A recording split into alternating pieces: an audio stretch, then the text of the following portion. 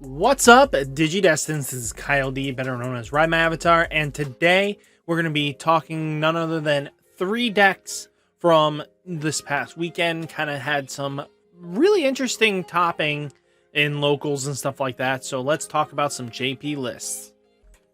So first off, you know a deck that doesn't like to die? I mean, besides Yellow Hybrid? Well, let's talk about none other than Loop. Lilith Loop is back at it again, coming in with, you know, Lilithmon, trying to extend your plays, recycling, stuff like that. But this time, it seems like it's a very different entity in itself. Why? Because we're bringing Minervamon. So this card is really interesting. It is a new card from BT10, which allows you to have retaliation. So if you swing into something, it pops, it dies. But when your opponent plays a Digimon, you may play 1 purple level 4 or lower Digimon card from your trash without paying its memory cost. Which means you can set up in a scatter mode, promote, you know, the whole fun stuff on your opponent's turn. But on deletion, if your opponent has 2 or less Digimon in play, you may play 1 purple level 5 or lower purple Digimon or 1 Minervamon, which we don't have access to right now, but it'll be the next set probably, hopefully. We'll have to see. But play without paying its memory cost. So what's huge about this is that we're going to be playing on her death a Scattered Wolf mode, anything like that to set us up. She can swing in. If she survives, great, we can pop her other ways, and then we can just continue with our day.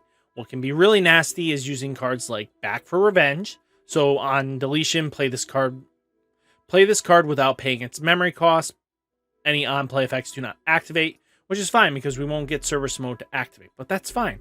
We're going to use this to possibly set up Minervamon to be able to pop, bring her back, and then have a Cerberus Werewolf mode come out, or a Lucimon Chaos mode come out to pop a Tamer, or opponent's level 6. So we have a lot of ways of controlling.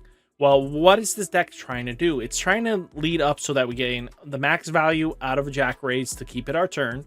Demimera plus Gammamon plus Scatter Mode equals draw 3, 6, draw 6, trash 2, 4, 5, trash 5. So that's not bad. I mean, 2, 4, trash 4, not trash 5.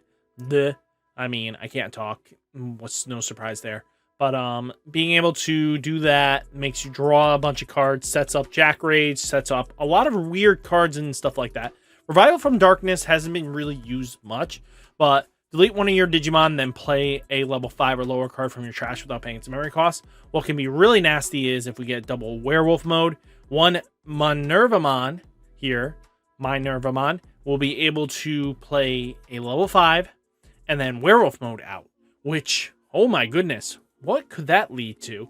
Double Werewolf mode, 3 attacks 1 turn with Rush, let's go. So you're cycling in a lot of your Cerberus Werewolf modes and just going to town that way.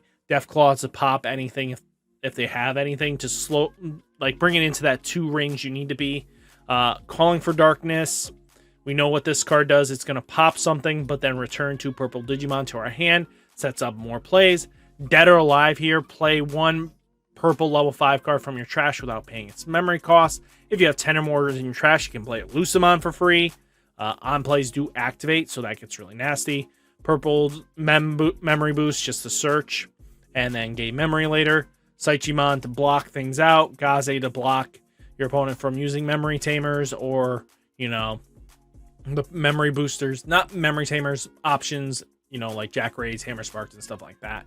And then the memory boosters. Electmon just to counteract popping a level 3, which can help out, especially against cross decks. They just love to swing in with a bunch of rookies, be able to pop them, get them off the board so that they have to pull them out for the big guy.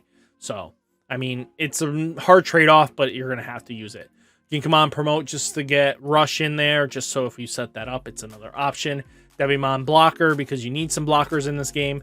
Eismon is just in there just to come in if we toss it with Scatter Mode. Well, with an effect that would allow us to toss it from our hand.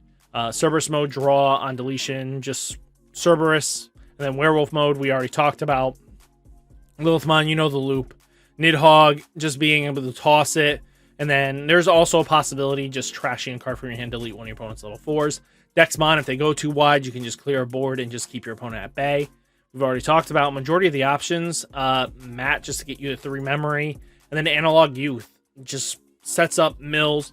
You're just playing Loop at its finest, but the combo is basically dogs from hell, basically. They're constantly going to just come back in, rotate, just revive, kill, pop, revive, kill, pop, boom, boom, boom, boom, and just go to town on your opponent.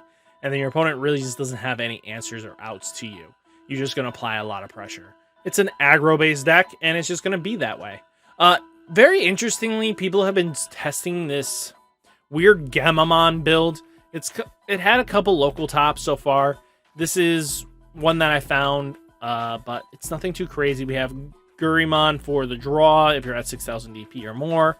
Gurimon here. So if you have 2 or more Digimon in play, this Digimon gets 1,000 DP. Gammamon here. So your turn when you play a red tamer, draw a card. If you have a 6,000 DP or more, delete one of your opponent's Digimon with 3,000 DP. This Gammamon here. So while you have a red tamer in this, can also attack unsuspended Digimon. This is going to start playing in some weird jankiness, but I'll explain. While you have Hero, this Digimon gets plus 2,000 DP to hit our thresholds. This Gammamon here is on play, delete one of your opponent's Digimon with 2,000 DP or less. When attacking, delete one of your opponent's Digimon with 2,000 DP. We got Kaias Gammamon. The blue one can't be blocked. You got Wizen Gammamon. Piercing can Digivolve. All of them can Digivolve for a cheaper cost on top of your Gammamons. What also is really nice is Gauss Gammamon. So, costs 2, but all turns while this Digimon has a card with Gammamon in its name, this Digimon, in its Digi-Evolution cards, this Digimon gains Retaliation. On deletion, play 1 Gammamon from your trash, suspended without paying its memory cost. On plays do activate, so that can really help you out. A Gunimon just to get on top of the Tamer and swing and go into Chimeramon. Beetle Gammamon is just Blitz Fest. This Kana Weissman, this card is very interesting. So 3 costs for a level 4 if its name contains Gammamon, but your turn when one of your tamers becomes suspended, this Digimon gets plus 2,000 DP for turn. Then if this Digimon has 12,000 more DP, this Digimon gains security plus 1. All turns, this Digimon can gain all effects in its Digi-Evolution cards with Gammamon in their name. So what can be really nasty is all these guys activate effects. So you can just apply pressure because can't be blocked, has piercing, has retaliation, has blitz. That gets crazy, especially if you pass turn, it'll gain that blitz. So you can just go from there. All turns, this Digimon gains all effects of cards in this Digi-Evolutions with Gammamon in their name. So that's its inheritable, which is really nasty. Chimeramon, you know the drill. The whole funness of Chimeramon is getting your pieces back, setting up, and just going for game with Jagras. Dexmon, why not play Dexmon in this format? Super Evolution Plugins S lets you basically, for 2 costs, go into your next Gammamon line evolution up, or your, Kanas Weisman. I know I'm botching the names, but hey, draw a card. And Gravity Crush extends plays. Bear Claw, one of your Digimon gets plus 2,000 DP for the turn. Then place 1 Digimon card with Gammamon in its name from your hand to the bottom of one of your Digi-Evolution cards. Draw a card. So this can help make him more beefier, giving him more stack potential, and it just gets crazy. Or you can put it underneath Chimeramon and get his abilities to go off more. Hero Strike, just because you activate one of the effects. If you have this, you can activate all effects. You can choose. You're just here for draw 2. That's really what it's in here for. Crimson Blaze controls opponent's board, 6,000 DP, blows up anything, and then it prevents weird jankiness. Terra Force, aka Gaia Force, destroys an opponent's Digimon. Lightning Joust adds more if we're falling behind and we just swing in extra attacks. Hero just gains extra value by powering up our Digimon, getting him to the sweet magic number. Hero is while you have a Digimon with Gammamon as Digi-Evolution attack, you may suspend this tamer, gain an extra security check, allowing you to apply more pressure. The deck is just going to constantly apply pressure. It's just a Gammamon deck. I feel like it needs one more round of support, and this deck probably will go off to the moon. But we'll have to see what happens with that. So let's dive into the next deck.